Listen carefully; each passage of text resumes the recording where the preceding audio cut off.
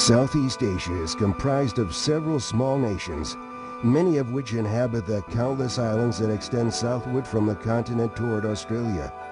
Nestled on the mainland between Burma, Cambodia, and Laos, Thailand is about twice the size of Wyoming, and through centuries of colonialism remains the only Southeast Asian country never to have been taken over by a European power.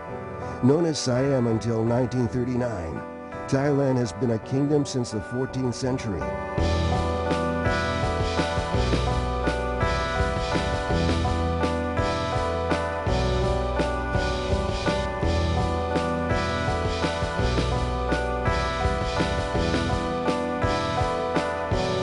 But despite its long history and deep-rooted Buddhist traditions, in the early 90s the country enjoyed the fastest growing economy in the world. This has resulted in modern cities like the capital, Bangkok, that are designed and paved with commerce in mind, but which, like many U.S. cities, can easily be mistaken for giant metropolitan skate parks. First day there, we drove down to the beach, a beach town called Hua Hin. It's south of Bangkok. It was a beautiful beach.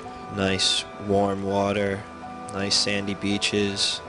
Basically, Jeff and Mr. O hooked up the rental van with Sheep, was our driver. In Thailand, whenever you rent a car, it comes with a driver automatically. They're minivans there, actually mini times two van. It's one of those Asian things, I guess. I think we're about to kill each other in that van. First whole day we got there, went to a restaurant, and outside the restaurant there's all these wild monkeys, probably like wild dogs, what it'd be like back home. It's the first time I've ever seen monkeys out of like a cage or in a zoo or anything, and they were just coming up to us and eating out of our hand and stuff, and they're pretty dirty looking though. We were all psyched to see them, but at the same time everyone was scared of them. No one really wanted to get too close to them, just knows what they're going to do, and they had huge fangs, just hiss at you.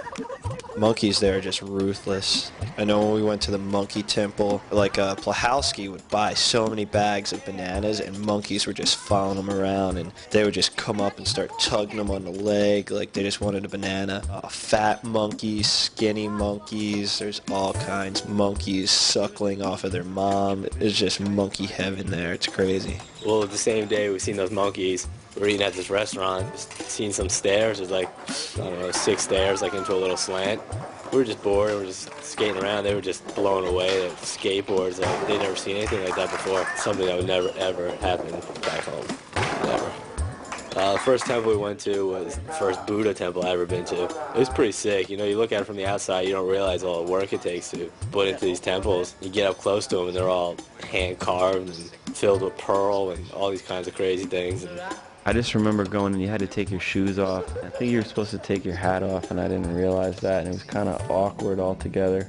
Just a huge temple and just super intricate carvings everywhere. I think Jake Rupp got really psyched, doing some yoga, meditating in there, just old Buddhist monks in there. They had to be like 150 years old, like they were just so old. And me and Fabrizio got these little bracelets that this old monk just put on our wrists and haven't taken them off since because just think it's going to be bad luck to like take it off. At the temple there's a little marketplace. These markets are just crazy. They had everything that we have here, but it'd be bootleg. Bag drinks were kind of crazy because I just remember wanting a bottle, but then I tried to keep the bottle and they were going to charge me for it or something, so we'd be stuck walking around with like a sandwich bag, Coke in it or something, and straws. It's pretty ridiculous, but that was like everywhere you went because they need to save the bottles for money, I guess.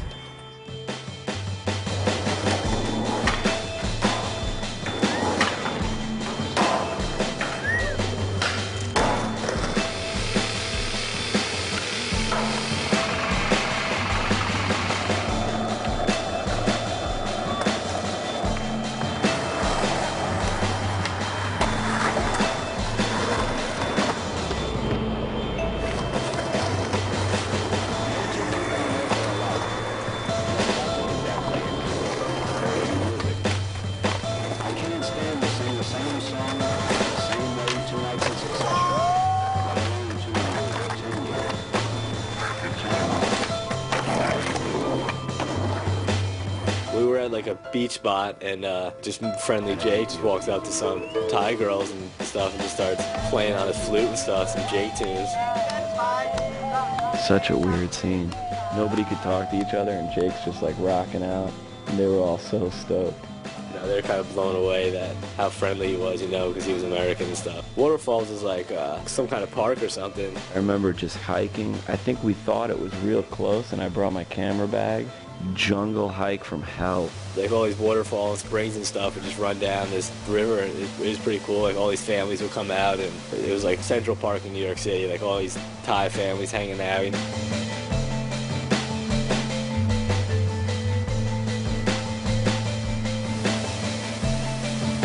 There's all these crazy little butterflies that would just hover around and hang on top of the water, like millions of them. They just climb around the water, and you just couldn't really go in the water over there. And I think there was some guy spearfishing too in the pool or something. It was pretty crazy. But I remember we were just hanging out there and elephants just showed up. Like some dudes riding elephants like right above us on some rock. It was crazy.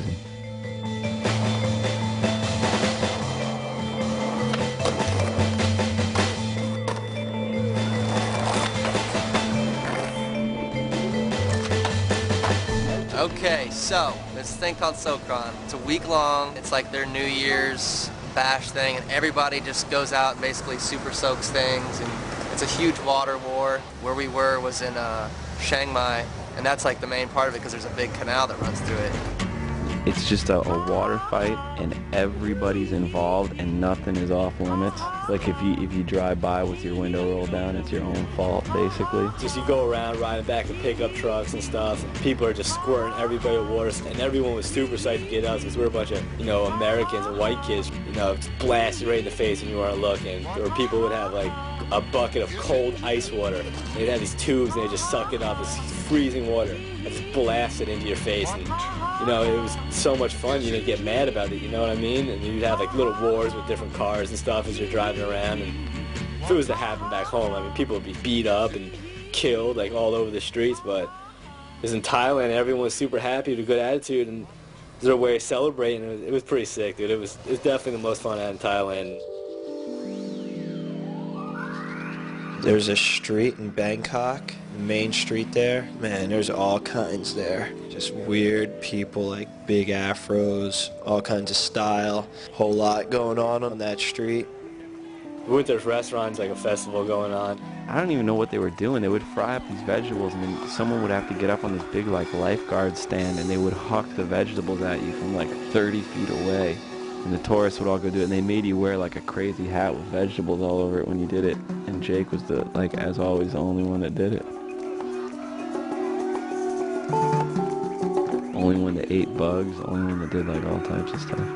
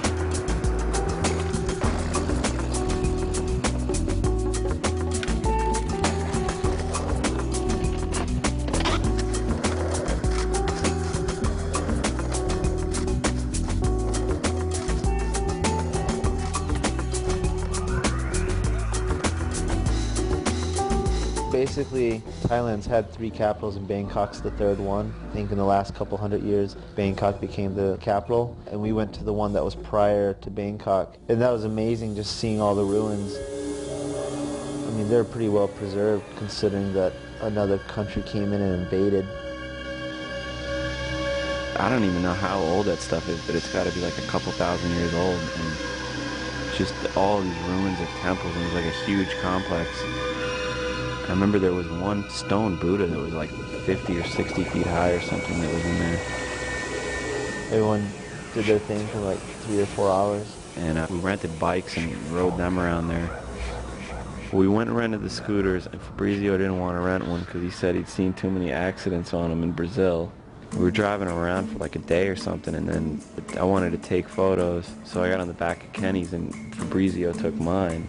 He just like sped off, and I wasn't even paying attention. I just heard Kenny say, "Oh shit!" And I looked over and saw Fabrizio just like tumbling, like really far, going really fast into the side of the road. I just saw a mangled knee, a mangled arm, and Fabrizio unable to skate. And the hospital was crazy. The doctor, he was like an old dude in a sweaty wife beater that had holes all up in it. We were just hanging out while they were stitching him up. That was crazy. It was the craziest hospital I've ever been to.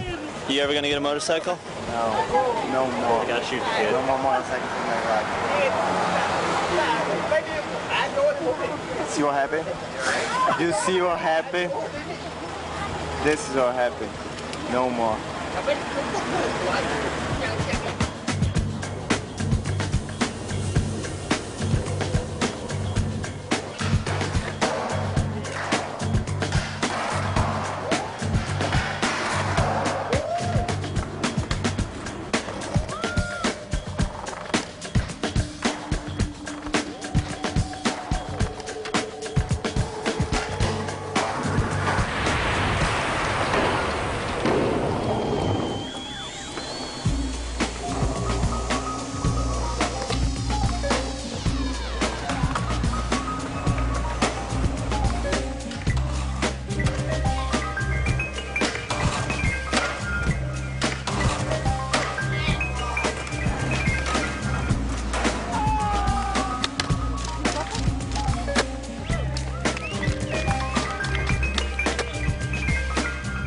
Just so much history and culture there, and it's just a great experience to be there and see everything. Thank yous, Mr. O and Jeff. I mean, without those guys, it would have been a real different experience. They like hooked it up. I mean, we got to see stuff that regular tourists probably don't get to see. Sheep, just because that guy was like the best driver. That and just like the skaters there. All the skaters we met were super cool. We'll be coming back soon. Thanks from Thailand. Thank you, Thailand.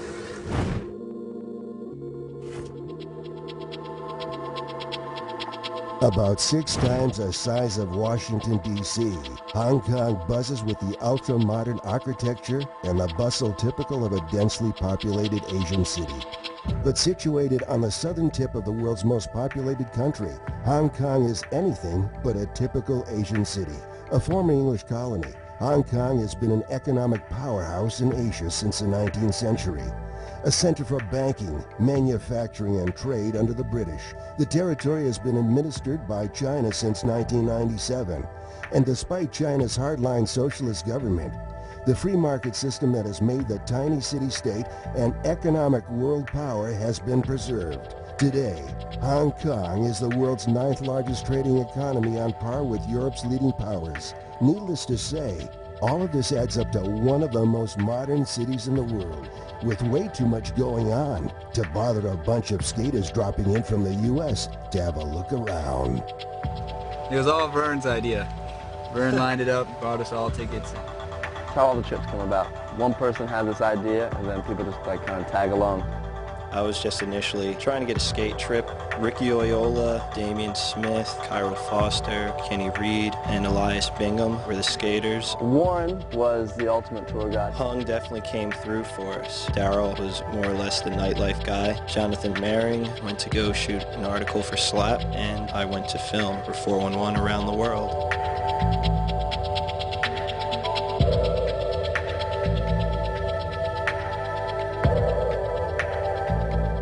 So we were there for Chinese New Year, for Year of the Horse. Not quite like New Year's here, it's more of a family thing. Everyone goes to their families and chills out. You know, where our apartment was right across the water. It was amazing because all the fireworks were right on the harbor, so we got like the perfect view. During the fireworks display, there was all kinds of boats coming out in the bay. Just from every direction, boats were coming. It seems like there's police boats like following everyone around to kind of regulate the situation. After the fireworks display, all the boats kind of just jammed out of there really quick. It was like all the rubberneckers in Los Angeles when they see an accident, because the traffic will just come to a complete stop, and then right when they pass the accident, they'll just slam on the gas and get back to 80 miles per hour. That's how it was. Like, fireworks are done, and the bay is just cleared out within 15 minutes. We were probably the only ones like celebrating it, thinking it was like a big party, and then we realized we were the only ones out partying. But we had a good time. Everyone shops for New Year's. It's when people give presents, and there's people out shopping till like 2 in the morning. The New Year actually it lasted like a couple of days. It wasn't just one day. You know, but one of the last days, we did go to that little town where we saw a dragon dance. It was pretty cool. We kind of followed him around the streets for a little while. It's just unique. It's not like our New Year's where it's 1 minute and it's over.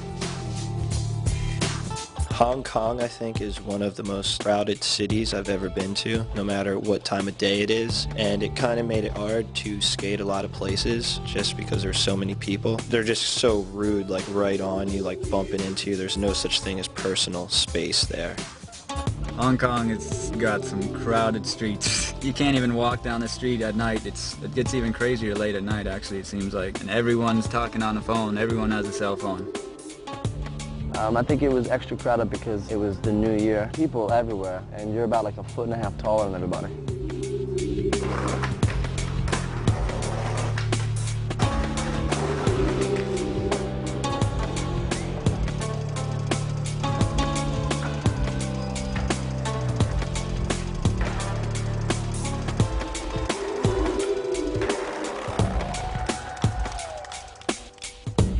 When we went on the train, we'd pass this graveyard a lot. It just went on forever. Just the headstones looked so sick. I would have liked to have gone closer to it to check it out. I don't even know how you dig a grave on the side of a mountain. Every time I tried to take a photo, man, I couldn't never get it. People in my way or just zoom by too fast. Architecture there is pretty modern. It's just basically skyscrapers everywhere you look. Business, financial district type looking buildings. Everything is high-rises there. It's crazy. It makes New York look like a small city. People probably just spend their whole life in one building because it seems like there's everything. Supermarkets, a school, and everything for like each building or each building complex. Definitely one of the craziest parts about it. It's a really developed city and similar to Western cultures.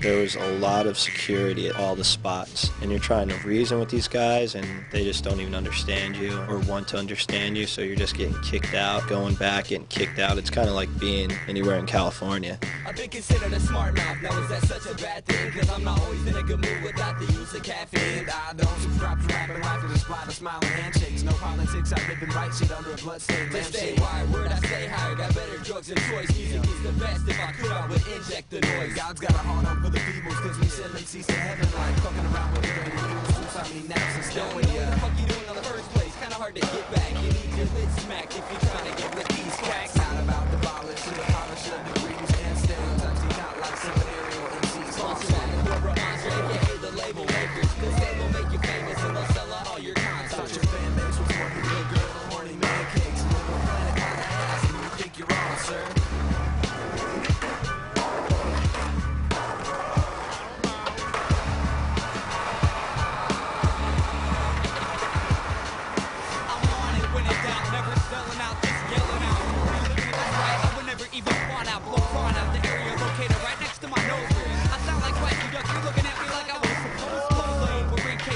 Through a ring of fire, swim through pits of gapers, lava sizzles from my saliva, wide as fuck. If it ain't broke, then don't attempt to they tell me. By the way, the ghosts that I saw look like they were people blurry.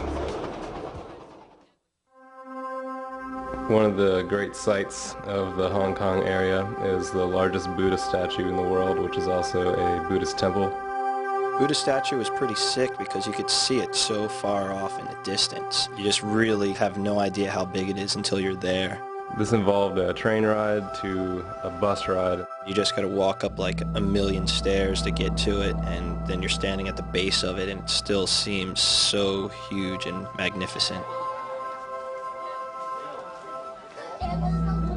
Surrounding the Buddha statue, there's all these other smaller statues, like people throw in coins for good luck or prosperity or long life. You have to get the coin into the tray. And Damien missed and had no coins, and he tried to like grab some of his coins he already threw in, and someone grabbed them and was like, "Oh, you can't do that. That's bad luck right there." He would have probably had the worst luck for the rest of his life. Aside from all the tourists, it was just really calm and beautiful, just filled with trees. It was just real mellow. Looked nice. The only part that was not near buildings, and it's nice to get away and go there. So we're on this bus, and Oyola's like, "Holy shit, look at this perfect ditch over there." When we saw it, it looked like it had like so much potential, man. It had all these banks going down it. Right in the middle had this 4-foot wide little stream running. The only problem was about every 4 or 5 feet was a 2 or 3 inch hole, and so the whole place was just scattered with these holes that were just big enough for your wheel to go into. The ditch was rugged. The ground was just straight sandpaper, and when you went down, you lost a couple layers of skin. Damien went down a lot. He made a lot of good stuff, but he also took a lot of good slams.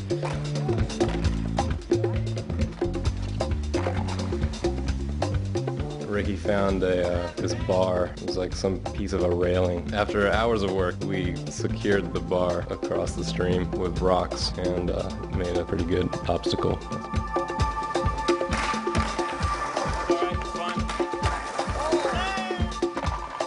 Turned out to be amazing. I mean, you know, I got broke and I could only skate, but I mean, for the sake of Damien got a lot of good stuff there that day.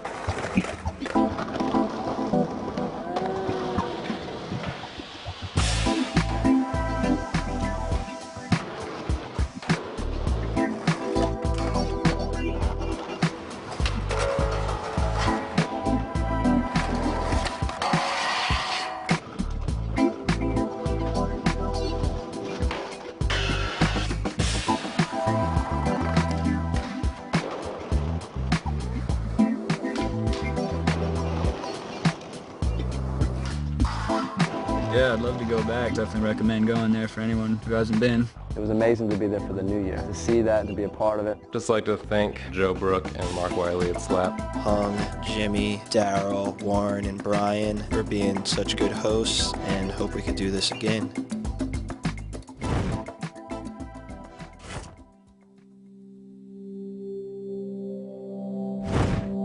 Across the Pacific from Asia, the South American nation of Ecuador spins along the Earth's middle longitude with a virtually unwavering year-round climate that is hot and humid.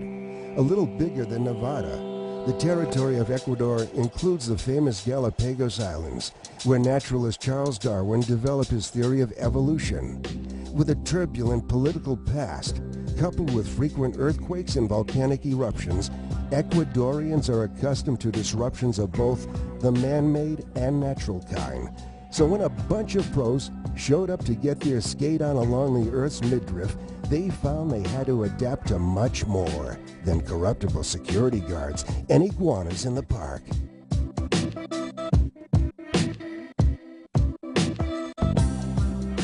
It was awesome to just travel with good people. Felix, Joel, Kenny, Danny. Everyone in Ecuador took good care of us and really made sure that we felt at home.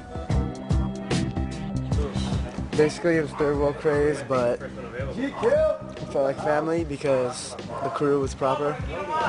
Everyone got along, there was no drama, and it reminded me a lot of home as far as like the humbleness and like the warm welcomes, the food.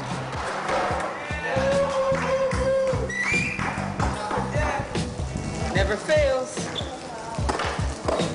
I get by with a little help from my friends. All right, let me get one then.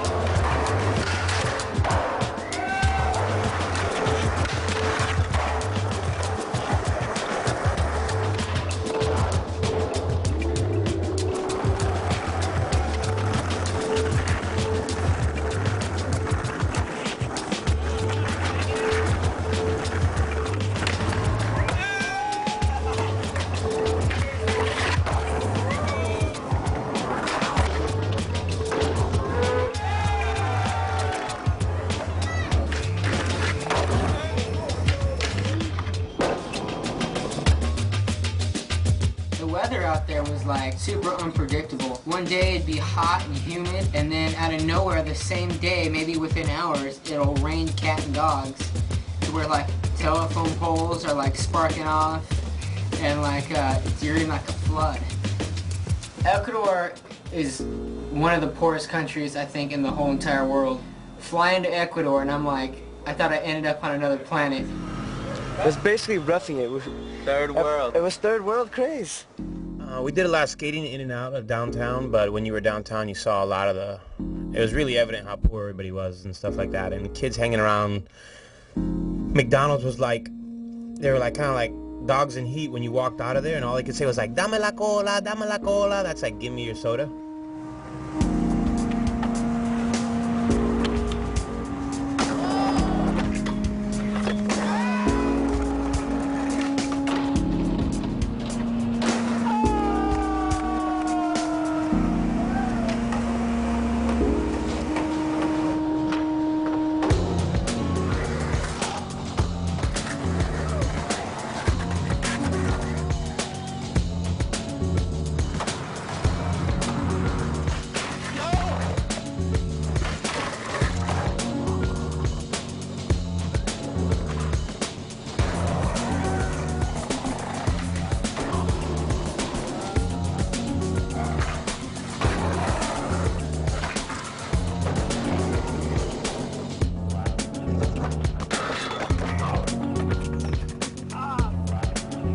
The skate spots are pretty grimy, and you know, it's pretty gritty out there, but there's always diamonds in the rough. And what sticks out in my mind is Kenny's lawnmower line. That is just too much for the brain cells right there.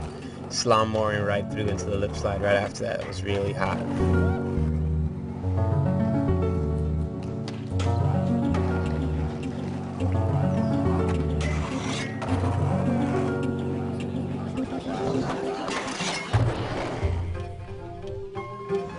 That was the raddest park I ever went to. We just went to some random, just this park. It was like an iguana park. It was like Iguana Plaza. I don't know, it was crazy. Like, it was fenced off in the middle of downtown, and that's where like all the iguanas would chill. They wouldn't even leave that area.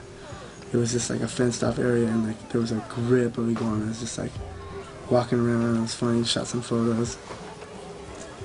Richie was getting down with the iguanas, like, I don't know, getting crazy. You like that? Yeah.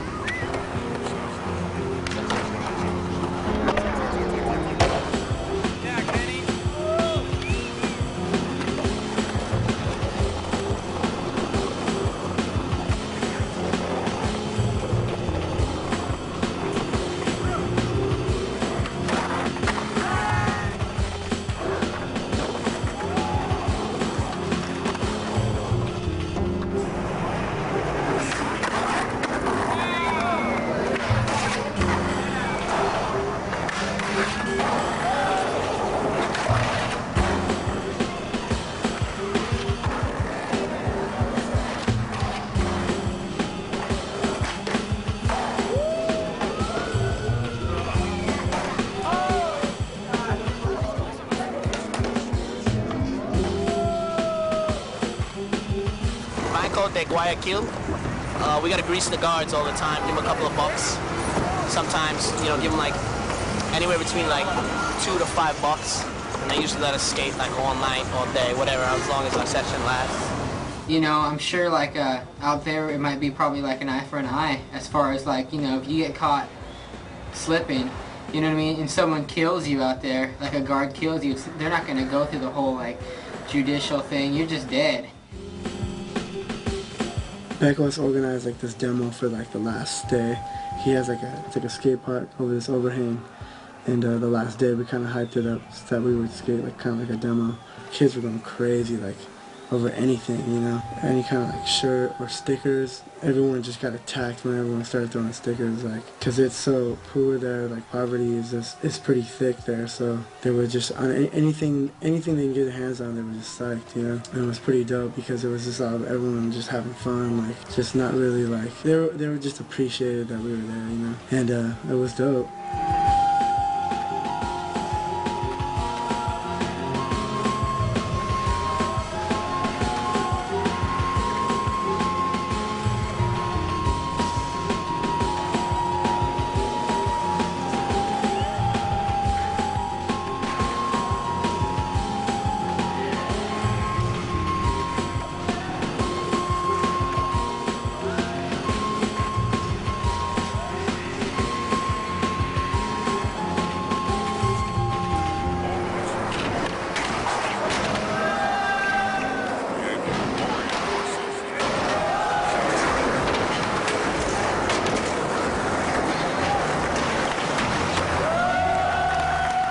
And overall, I had a good time with Felix and his boys from Ecuador and the crew that went. Proper crew. Let's reunite this and do it again. What?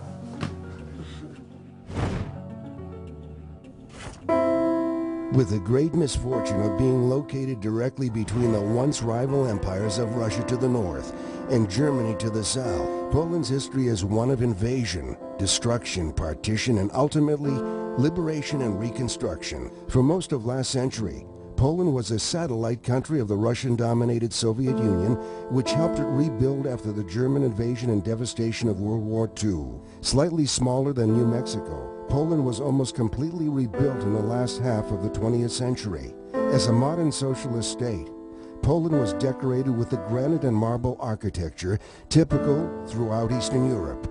Finally winning independence in the 1980s, the old socialist monuments were suddenly devalued as national treasures, and Poland became a huge state-sponsored skate park. For a population that had struggled for centuries to gain the right of self-expression, it was finally theirs.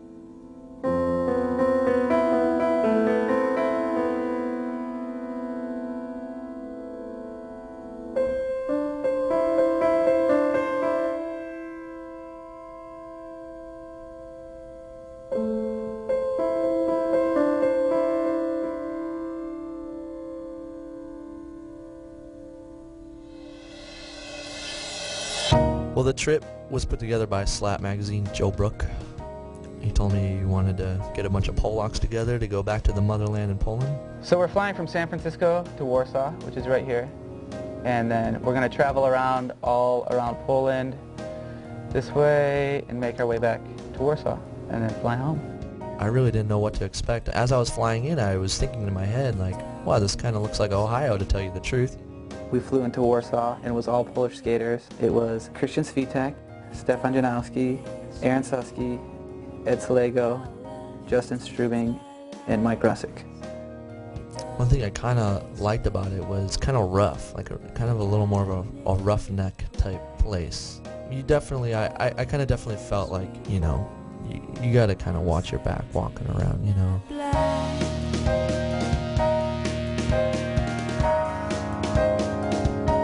We went there, we didn't know what there was to skate. We were just going out there and punking it.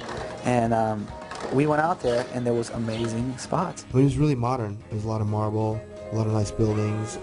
We immediately saw stuff that was skatable. We immediately saw, you know, good spots. There was definitely a language barrier, definite language barrier. I don't understand. Lots of pretty girls.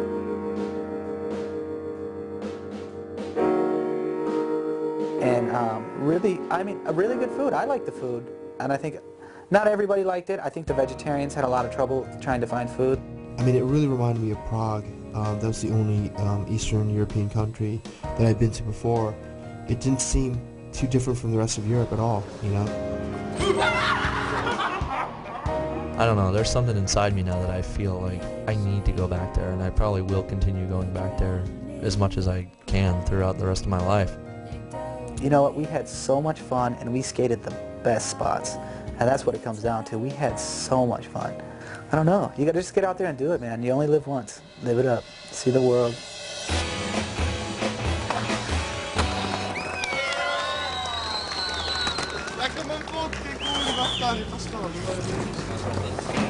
Polish, baby.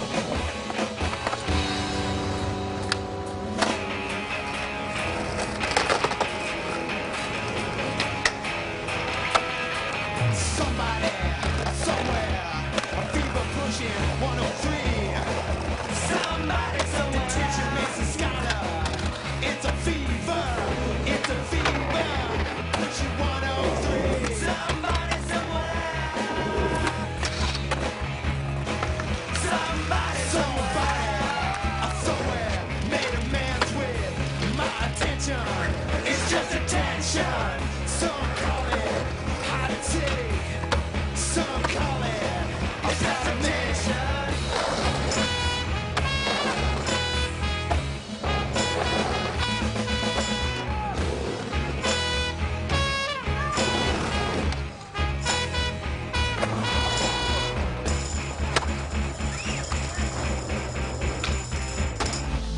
Pretty much all the skate spots were marble or like granite, and the place that we went to with the Hubba, these people built this building and it was amazing to skate. Perfect ledges off stairs, Hubbas, like it was insane. So if you're ever in Warsaw, check it out. Every time me and Justin try to go, some pole lock gets in the way. But you know what? I'm gonna do this right now. As soon as this other pole lock gets on the way.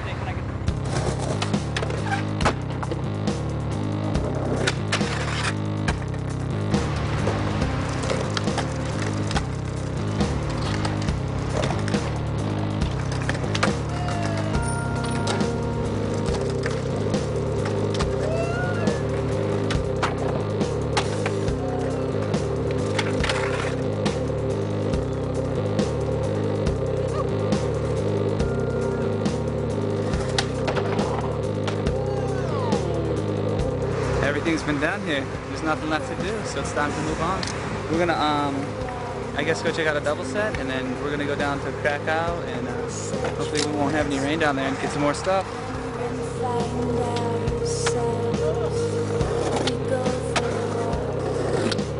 After skating all day, those guys were pretty much done skating and we were about to wrap it up. It was getting dark, and this German Shepherd comes out of nowhere, starts taking a dump on my Flash. So I'm freaking out, like I don't want a dog to take a shit on my Flash, you know. So I'm like yelling at the dog and stuff. I can't really remember like the whole situation, but it was really funny. We started off in Warsaw, now we're in Katowice.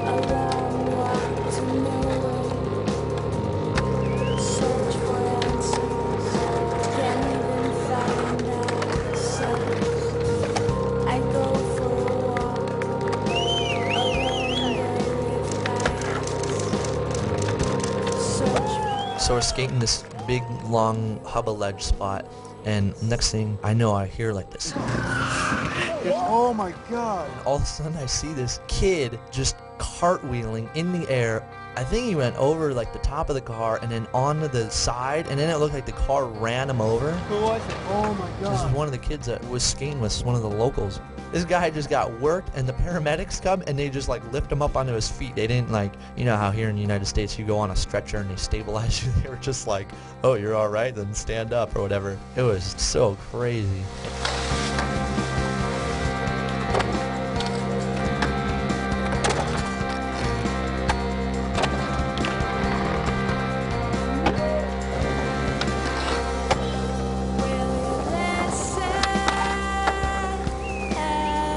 So we're skating this church. We see this block off stairs, and SweetTech front boards it, no problem. Stefan no slides it easily, starts getting in the back tail, and priest comes out, starts saying something, and we're like, we felt that Stefan had it right there, so we didn't really say anything. You know, pleaded, we didn't know what was going on. Next thing you know, the guy comes running out, pushing Stefan against the wall, and we're all tripping out like, oh no, you know. So we run over there, and they were like, where are your papers? Like the cops were like, you know, whatever. But then once he realized we really were from America, he turned 180 degrees around. He was like, oh, I've been to Chicago, you know, I really like America, it's great, do you like our city? I hope you enjoy Warsaw. It ended on a really cool note, but for a hot second, man, it was pretty sketchy. And Stefan, like the mellowest dude, like he got the worst end of it. So Poland, man, I leave ski when they tell me to.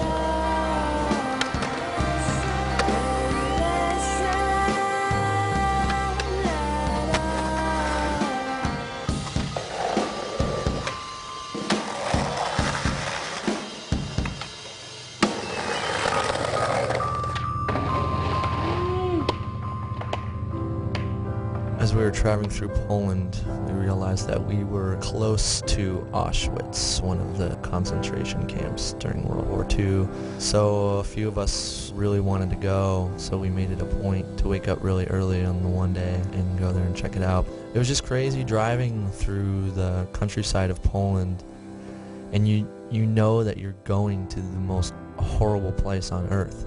And then you go to the first part of the camp where you see all the shoes and all the prosthetic limbs and all the stuff they took away from the people when they came to the camp. Like, we went through where they held all the people and stuff, and it was basically just bricked buildings, dirt floors, and wooden kind of like bunk beds, but wide. So I think maybe 5 or 6 people would sleep per bunk. It was like a sunny, beautiful day and everything, but I mean, it was just sad. And then you have to go and drive to the main part of the camp, which is Birkenau. And all of a sudden we crossed over these railroad tracks. I knew it, and I immediately turned to the right, and there it was. And we drove up, and it was tons of barbed wire fence, and all the concentration camp, like the wooden cabins. It was even crazier because you go to certain parts and there's photos. One of the most horrible ones I saw was these women holding their children in their arms, and you're standing there right where they were, and you're looking at a photo of these women and these little kids, and these were their last moments of life that you're looking at right where you're standing. One of the things that really tripped me out was you can actually walk down the stairs into where the gas chambers were. Like, I just kept thinking in my head, like, I'm walking down these stairs that millions of people walked down and never came out. It makes everything so real.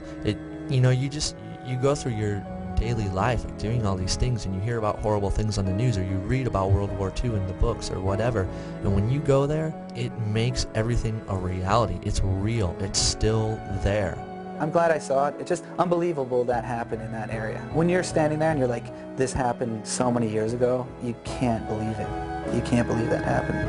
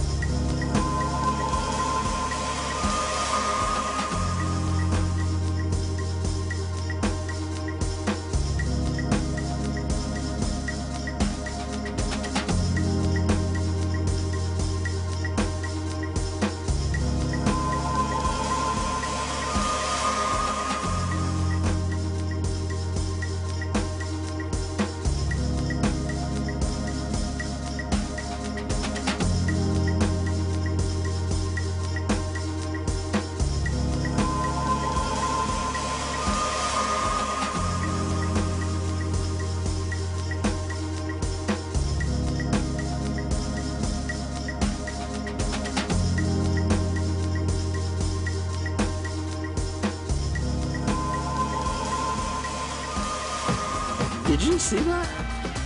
He did like the highest jump and slammed it onto the other side. That. Oh.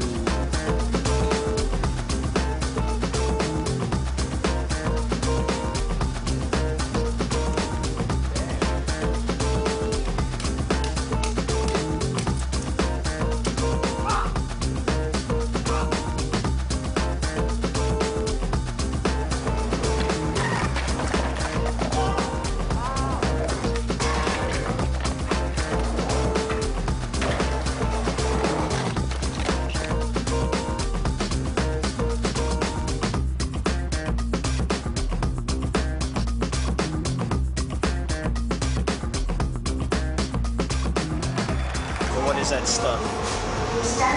Fish balls. Best balls I ever had. Very, very young, huh? Very young, very handsome, very energetic too.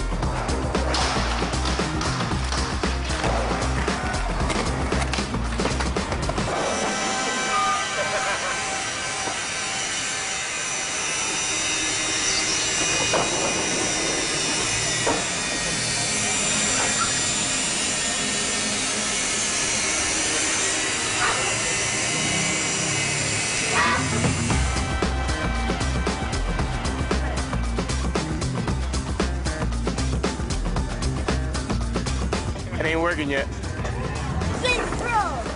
What'd I tell you about taking the camera off me, bro? Don't fucking do that when I'm talking.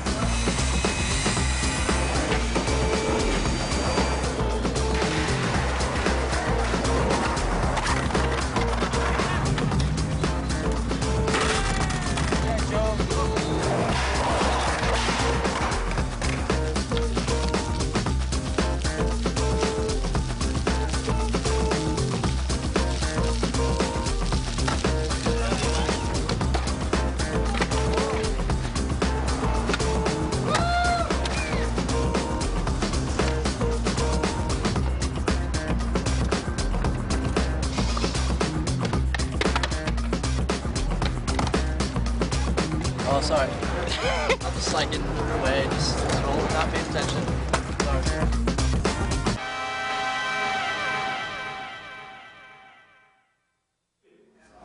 Straight, dude, straight Rhea. 2 times here, 2 days, straight Rhea.